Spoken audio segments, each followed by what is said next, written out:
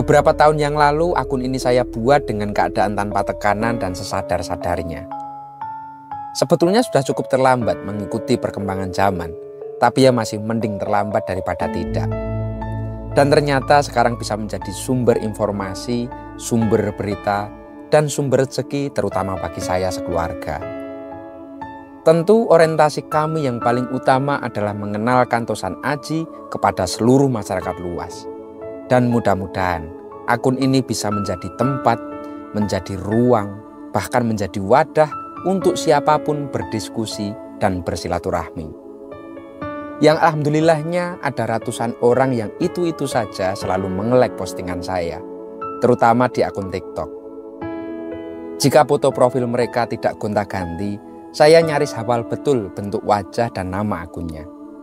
Saya tidak tahu tujuan mereka ini apa. Hampir setiap posting dengan grecep selalu pencet tombol like-nya. Padahal tidak sedikit narasiku sing ora patek cetha dan bahkan bingungke. Tapi ya wis lah. Mungkin panjenengan sedang berperan menjadi tukang nge-like dan komen, sedangkan saya berperan menjadi tukang posting. Bisa jadi juga itu bagian dari eksistensi kita, supaya orang tahu bahwa kita masih dalam keadaan sehat, dalam keadaan bagas, waras, dan rengginas. Berlahan-lahan nanti saya pengen kenalan dan silaturahmi dengan panjenengan. Biar tidak hanya lihat akunnya, namun juga bisa bertemu dengan orang-orangnya. Nek jarine simbah, silaturahmi itu ngerjekeni. Sekarang saatnya kita babar pusaka lagi. Pokoknya jangan lupa respon untuk komennya beserta like-nya. Muah.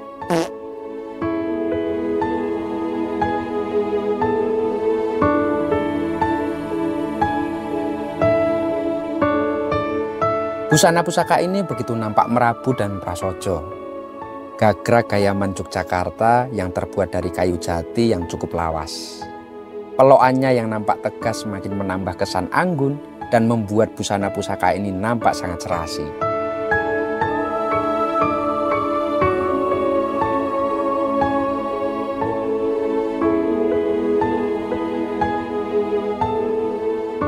Keindahan semakin sempurna dengan padanan pendok bunton berbahan kuningan bertatah, menambah pesona tersendiri pada pusaka ini.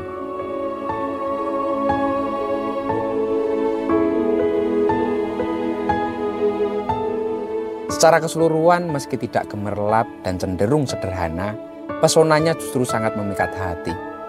Cukup dengan sekali pandang saja sudah mampu membuat mendudut hati.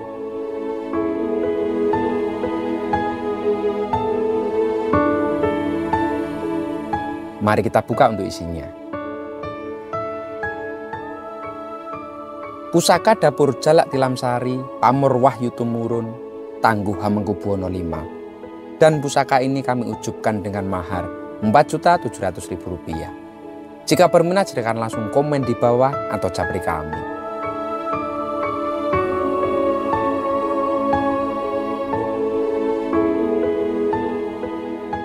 Konsep doa yang diharapkan oleh empu ketika membuat keris berdapur Jalak Tilamsari adalah agar pemiliknya sebagai kepala rumah tangga yang bertugas mencari nafkah selalu diberkahi dengan kemuliaan, kebahagiaan, dan kedamaian. Sang empu juga berharap agar pemilik keris ini dikenal dengan nama yang begitu harum, dihormati oleh orang-orang di sekitarnya, serta senantiasa mendapatkan perlindungan dan keselamatan dari Sang Maha Pencipta. Wallahu a'lam.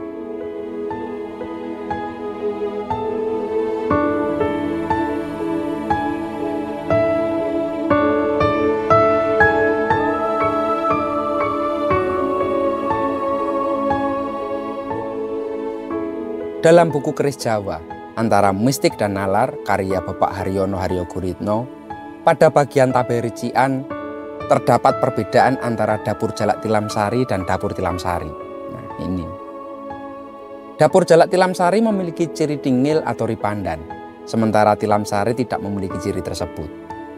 Namun perbedaan ini tidak perlu dipertentangkan atau menjadi sumber perdebatan, karena justru menambah keragaman dan kekayaan budaya adiluhung Nusantara yang tidak ternilai secara harga.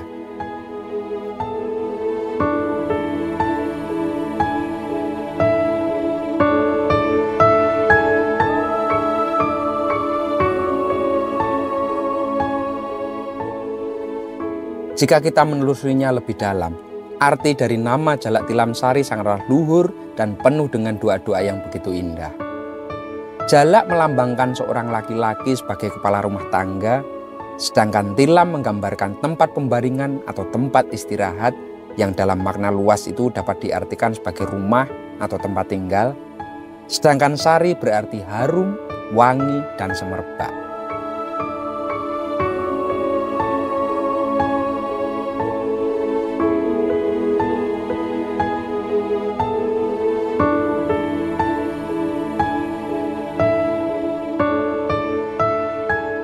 Dengan demikian makna dari Jalak Tilam Sari, jika dikupas lebih dalam, sebagai simbol seorang kepala rumah tangga yang diharapkan mendapatkan tempat tinggal yang harum semerbak, baik di hadapan Tuhan maupun di tengah-tengah sesama manusia. Sebuah pengharapan agar hidupnya selalu berada dalam kehormatan dan keberkahan.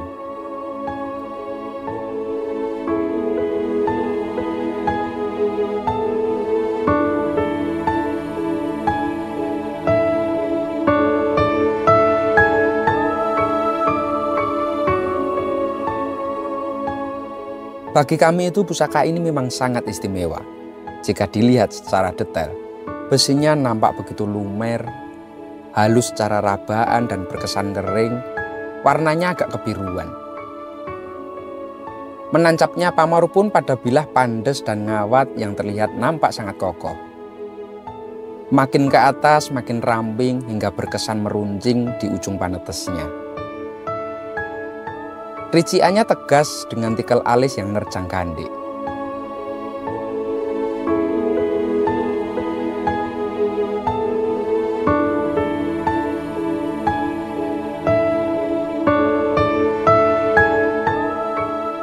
Dari gagrak inilah perbedaan kedua kerajaan yang sekandung antara Pakubuwono serta Hamengkubuwono yang memiliki pertalian darah itu menjadi semakin nyata dan berbeda termasuk pada pusaka-pusakanya. Hampir sebagian besar pusaka Keraton Yogyakarta berbentuk sederhana, namun tak kehilangan unsur kewibawaannya. Menurut para pemerhati keris Jogja memang dibabar tidak untuk pamer atau unjuk kemegahan. Kesederhanaan itu tidak hanya terlihat pada bilah dan pamornya, tetapi rata, hampir keseluruhan hingga perabot atau yang disandangnya. Konsepnya adalah ngayang batin, menikmati keindahan yang maknawi, keselarasan antara ragawi dan bungkus filosofis. Maka kesederhanaan menjadi keindahan yang sangat tidak pernah bisa diukur.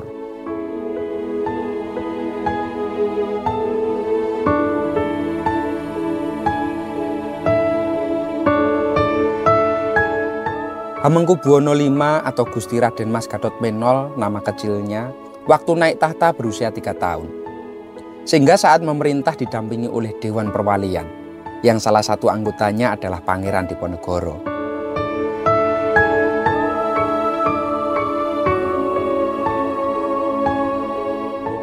Pemerintahan Hamengkubuwono V sempat terpotong 3 tahun karena diselingi pemerintahan kembali kakek buyutnya, yakni Hamengkubuwono yang kedua, yang kedudukan ke tahta kembali oleh Belanda pada tahun 1826 untuk meredam pemberontakan Pangeran Diponegoro.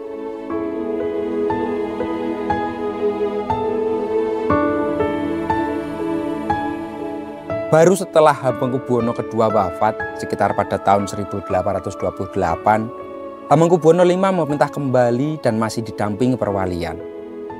Karena pemerintahnya cukup lama, dari tahun 1828 hingga 1855, maka sejak era Hamengkubuwono V inilah, keris Tangguh HB mulai nampak jelas kekasannya, bentuknya sudah mulai menipis dan menyerupai Tangguh Majapahit, namun sedikit lebih tebal.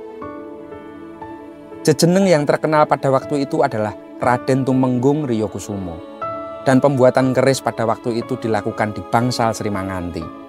Oleh karena itu keris maupun tombak yang dihasilkan disebut keris Sri Manganti atau Riyokusuman. Pusaka ini benar-benar spesial dari segi garap, segi materialnya, rician, berikut dengan kesejarahannya.